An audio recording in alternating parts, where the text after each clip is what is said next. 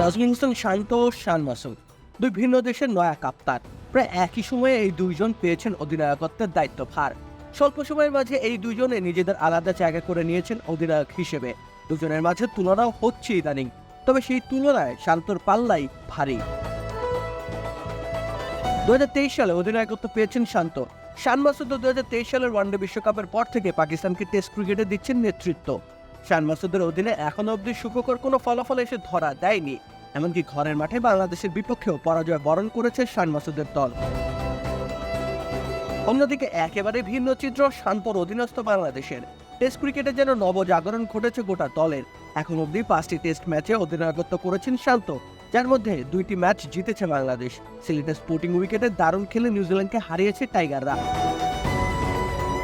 এরপর রাওয়ালপিন্ডিতে পাকিস্তানের সকল পরিকল্পনা ভেস্তে দিয়েছে শান্তর দল। অন্যদিকে শান মাসুদ 4টি টেস্টে 4টি হেরেছেন, যদিও এই পরিসংখ্যানে যুক্ত হয়নি রাওয়ালপিন্ডিতে হওয়া বাংলাদেশের বিপক্ষে দ্বিতীয় টেস্ট ম্যাচ।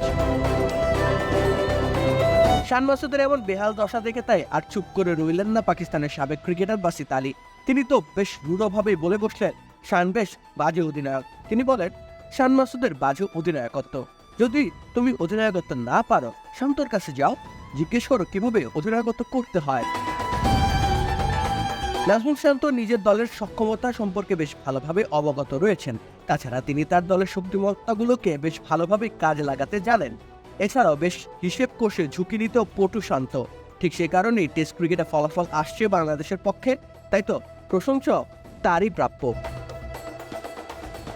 রাকিব হোসেন রুম্মান, খেলা 71।